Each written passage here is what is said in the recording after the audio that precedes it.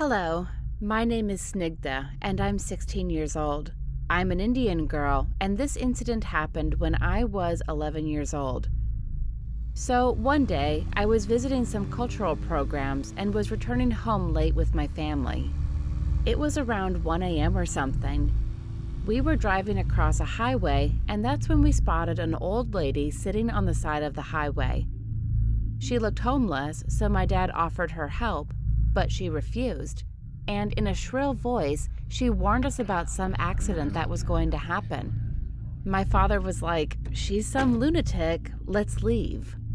As we all agreed and continued driving, we came across a big accident with a car that had been driving in front of our car before we stopped for the old lady. The car had been crushed by a truck. The driver died on the spot, and the passenger was paralyzed.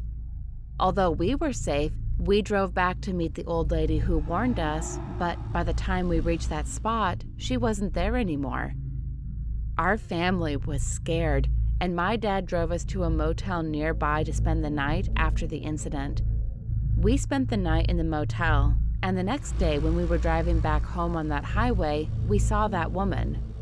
We stopped and told her everything, and she replied, "The next accident is yours. Live your life to the fullest now." My parents and sisters were scared, and we didn't understand what to do. So we drove home and informed our cultural priests. They told us not to panic, and they made us talismans and told us to always wear them. And yeah, we are safe right now, but this thing still haunts me. What if we didn't meet that lady that morning? I would really appreciate if you did this story. Thank you, and I'm a big fan and real big one. Hi, I am Kushi, and I have a story to share. I am not making this up or anything, but this actually happened to me and my best friend. This happened 5 years ago when I was 9 years old. My best friend invited me to her house for the first time. She also called another friend of ours and her neighbor, who was our age. All of our parents were upstairs in the terrace area talking, so my best friend showed us around her house and then took us to her and her sister's room. There was a big shelf covered with glass, and it had her teddy bears, Barbie dolls, and some small dolls on it. But on top of the shelf, there was a doll that caught my eye. It had blonde hair, a light blue dress, a creepy smile on its face, and it was pretty dirty. It was covered with dust. So, after some time, we played for a bit, but got quite bored. So my friend suggested we play the Truth or Dare board game. After playing it for some time, my best friend's neighbor asked if there were any kinds of ghosts in the house. My best friend said no and kept her hand on the scanner. It said she was lying, and everyone started laughing, thinking that there was some mistake in the scanner. Then, after about 1 minute, we heard a light footstep coming from the hallway area. We thought it was her sister, but then we remembered she was with our parents. Then the footsteps came closer and closer. We didn't know what to do, so we ran outside. Everyone was pushing each other, and then we ran to the terrace and told our parents that someone was in the house. My best friend's father went and checked, but he came back and said no one was there and to stop fooling around. After about an hour, we finally gathered up the courage to go inside the house because our mobile phones were still in there. But when we went inside, we saw that creepy, blonde-haired doll was in the living room, sitting on the sofa. The next day, my best friend got creeped out, and she threw the doll in the dustbin. I had nightmares for several days because I couldn't forget the doll's creepy face.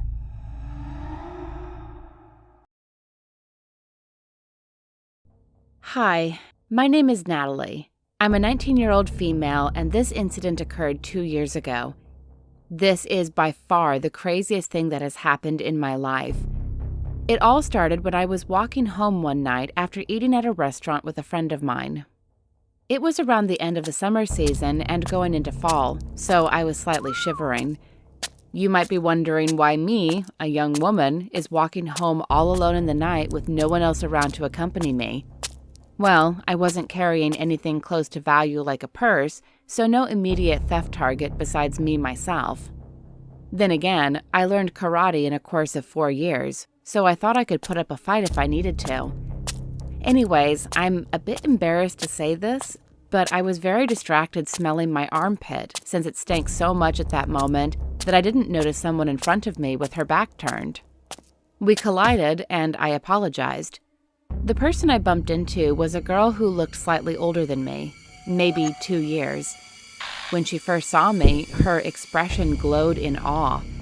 I asked her if she was okay.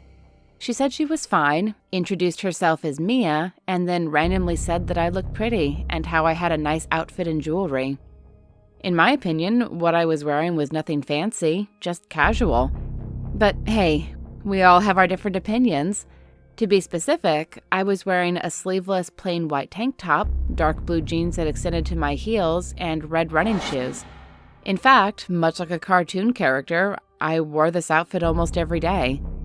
Also, I know I am basically bragging here, but I was pretty attractive. I was slim and had wavy, shoulder-length brown hair. "Thanks," I said, rubbing my hand on my other arm shyly in response. Lastly, I was wearing no jewelry at all. I may have found out the reason why, and that is the way she was talking. It sounded like she drank some booze, but not too much. And only then I started smelling it from her, in addition to her not walking that normally. As drunk as she was, she didn't look threatening at the same time. From what I can tell from my point of view, at least, I assume that she was a lesbian. Not that I'm against lesbians, for anyone who is curious, but at the same time, I wasn't comfortable being in a full relationship with a female, but just being a friend. She asked me if I wanted to come with her and spend the night at her place. I didn't want to be rude right away, so I politely said, maybe soon, but not tonight. I was down with having another friend, as she looks nice and innocent. That's when stuff suddenly started hitting the fan out of nowhere. It all started as soon as we were done exchanging our contact information with each other when I saw something moving behind Mia. Before I could even think what it was an extremely large hooded man dressed all in black with his face mostly covered by his hood charging at Mia. I then saw him wielding a large butcher's knife. At that point, Mia seemed to sober up a bit, screaming after turning around and realizing the predicament she was in. Before I could do something, I watched in horror as he grabbed her and started thrusting the knife into her right arm and started to violently cut it off, and unfortunately, he succeeded as I heard the dreaded noise of the severed arm hitting the ground with a splat. I knew I had to think fast before things went from bad to worse. The man didn't seem to really notice me when I first saw him, so I quickly tackled him to the ground, pinned him, then punched him in the face a few times. I grabbed the knife from him and threw it a good distance from him. I saw his face bleeding pretty good from my blows. I wasted no time as I told the girl she could come with me to my house so she can be safe, and we both immediately sprinted for my place. Amazingly enough, after what has happened to her, it seemed that the alcohol she drank numbed the pain quite a bit, so she was still able to run under her own power. After what seemed like forever, taking a few detours and looking back to make sure we weren't being followed, we finally reached my place. We got inside, with Mia still rapidly bleeding. My parents were home, and they were really scared and confused as to what was going on.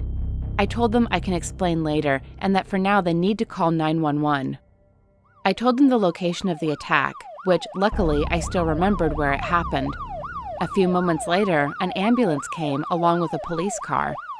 Mia was taken to the hospital, while, amazingly, the man was actually found unconscious with all the evidence of the crime occurring still there. The blood, the arm, the knife, everything. So it was easy for police to piece together what happened and arrest the man. Since then, Mia has made a full recovery in the hospital, and we ended up being good friends. She even started to take karate classes herself. Despite that, she still wanted me to walk with her to have each other's backs. What can be learned from all this in the end? I suggest that you should always have your guard up in a situation like this and to just always have something with you to defend yourself with. Stay safe out there. You can almost never know what can happen out there.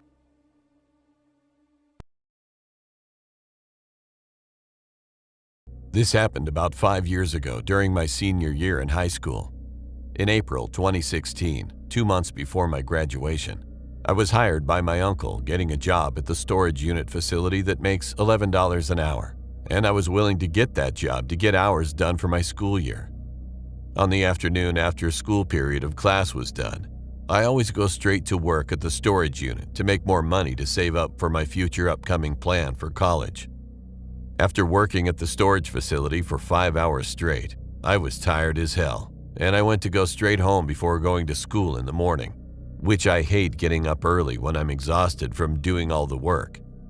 While heading home from work and getting ready for school the next day, I saw a guy in his mid-50s or 60s using his thumb to ask someone to pick him up, and I was thinking in my head, am I allowed to pick up hitchhikers or not? To be honest, I always like to help people out, and especially elder people. And I asked him, "Sir, do you need help with something?" And he replied, "Yes, young man, I do. I do need help." So he got into my truck and gave me directions where to go so that I could help him out quickly. 10 minutes later, after I helped this guy, he pointed the entrance to the driveway, and I stopped my truck at the entrance point and asked, "Is this where you want me to drop you off?" He didn't answer my question until 10 seconds later. "Yes, just drive through the driveway." I didn't feel comfortable doing that, since there's a deep forest with trees around the area which looked like to me it might be a scary place to go in there. So I had to do what that guy said. The driveway took me 2 minutes to drop him off at his house, and I saw the house. It looked like it's an abandoned house, which made me nervous. Something's not right here. The man told me to wait here, and he said he'll be back, and about 5 minutes later, I thought I saw something with my own eyes, and I immediately stepped out of my truck to investigate what it was. And I said to myself, am I seeing things or am I being hallucinated? I went back to my truck and I saw the man looking at me angrily, and I asked, "Sir, are you okay?" And he replied, "No, I am not." I didn't say a word after what he said, and after we got into my truck, I heard a click, which froze me for a second, and he immediately drawn a gun on me and said quietly, "You will take me to my gang member's house." And I didn't say a word before he was going to go intense on me. The gun he had was a .44 Magnum revolver. After I took him to the place he intensively ordered me to, he got out of my truck and once again said, "Wait here and do not move," as he pointed a gun at me. When he went inside the house, I drove off without hesitation and called the police. When the cops came to the entrance of the neighborhood, I told them exactly what happened, and I told them the location where the house of gang members were, and they went there and arrested the guy and his gang. When the police took him away, they checked the guy's previous criminal record, and it turned out he had a felony conviction of armed robbery, fraud, and possession of a firearm, which he had. And as a felon, to him, he wasn't supposed to have a gun with felony convictions. I went home after this incident and told my parents, as they were frantically worried about me after I was gone for hours. And lucky me, I'm okay and not dead. My lessons to this day is, never pick up hitchhikers. I can't stop thinking about what would have happened if I didn't leave the area where the gang members were. Also, what would have happened if that guy pulled the trigger on me? I would have been dead.